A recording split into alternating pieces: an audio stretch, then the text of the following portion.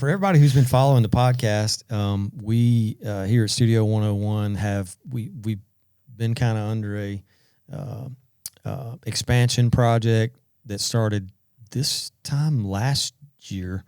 We expanded the building here.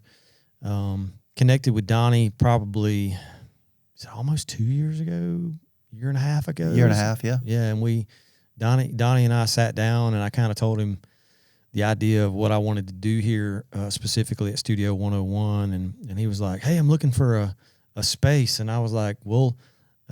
He was considering doing an Atmos room, and I was like, well, I'd already thought about doing an Atmos room, and so we just were like, well, I'm gonna build the space. Let's figure it out. We didn't really talk about a lot. It was just like, I was like, so when do we start? And you're like, I started yesterday. Yeah. And then I'd say, that's good because I did this yesterday, and before you know it, here it is, Well, it was great. Once again, just kind of a, throwback to the networking thing. I met Donnie through Ian Guthrie. Ian's been engineering here with me for 7 years, I think now. We were talking about the other day. And they were, Noah, his brother, who Ian plays drums with, they were opening for us on tour. That's how I met him. Right. Yeah. So just great man. Awesome. Yeah. Right. Through a whole, series of things, Donnie ended up moving to our area here. And it's really it really all worked out super great. We have a brand new Dolby Atmos room that's been up and running for a couple months now. Yep. Had the opportunity to do some mixes out of there, and it's going great. I've been getting great results. Built an awesome template to work from. Right. I think from the feedback we're getting from everyone, it always translates well. Yeah, for sure. So I just feel like probably the years of training that I've had in all these other facets led me to this point to be able to work in that environment. Sure, and that's what I was actually about to say. Thinking about what all we've talked about up to this point, you can kind of see, in my mind, I can kind of see the progression of where kind of you started and where you've been, where you are now, where we're going, with the music industry, and you and I both had done a bunch of research about Dolby Atmos.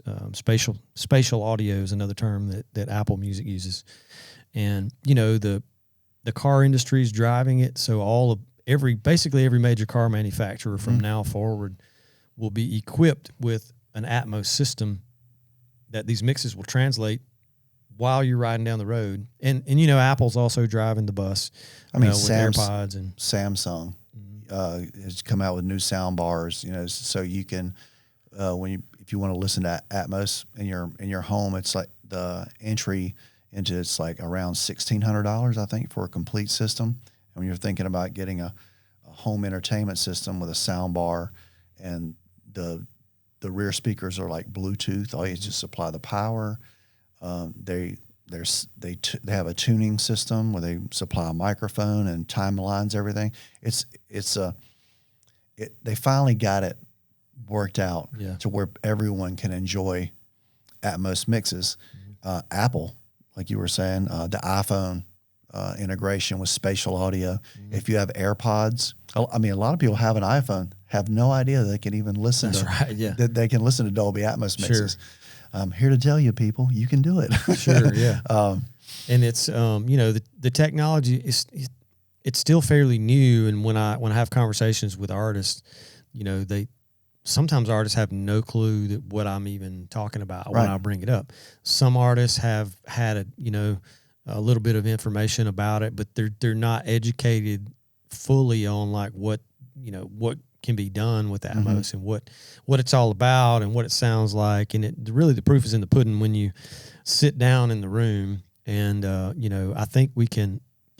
Can we put some pictures like right there at some point, like right under my finger right there, maybe.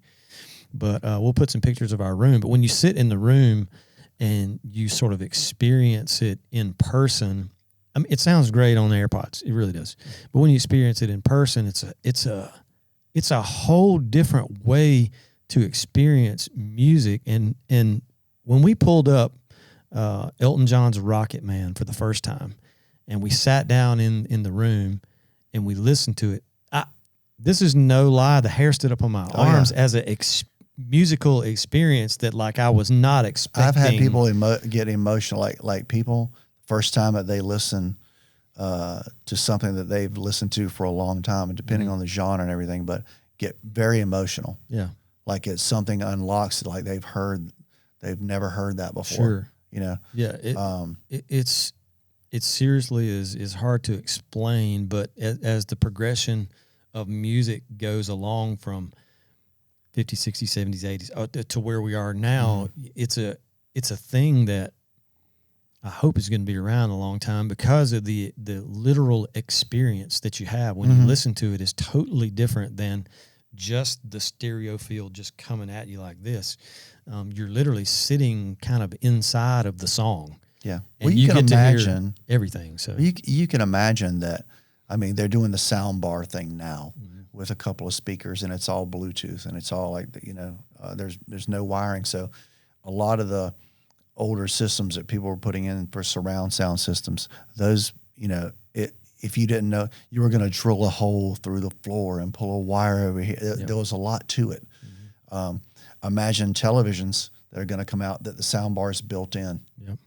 And it fires the ceiling speakers, they're using waveguide technology that just puts those that you need to hear from that bouncing off the ceiling and time aligning it to where you sit. Sure.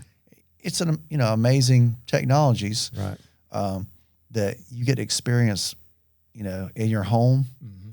I don't see why everyone wouldn't have it. And the price is going to keep getting better and better. Right. The more people that buy into it, it's going to force the competition in the marketplace and drive the price down. Yeah. And the good news for artists is if you're doing a project and you record your project in stereo, you just send the stems to someone like me, and I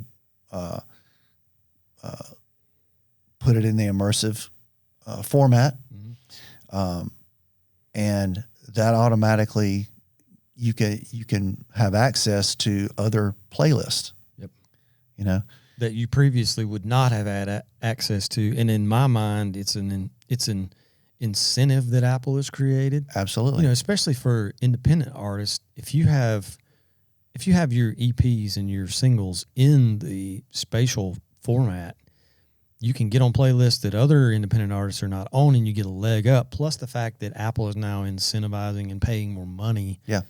When you have access to the spatial mixes, so there's a lot of benefits to right now to getting in on it. And Donnie has created what he's calling Sugar Immersive. Yeah. And it's his brand here that lives kind of in our studio at Studio 101, and we've had I don't know, we've done 2 full EPs now, several singles. It's since we started like 2 months ago. So it's like we're starting a process. Yeah. So one thing I guess I can I do a shameless self promotion right now? So if you're listening to this and you have questions about spatial audio, Dolby Atmos, all those things, we would love to answer those questions. Yeah. If you'd like to send us a message, you can feel free to do that. Any questions that you have, we can help you.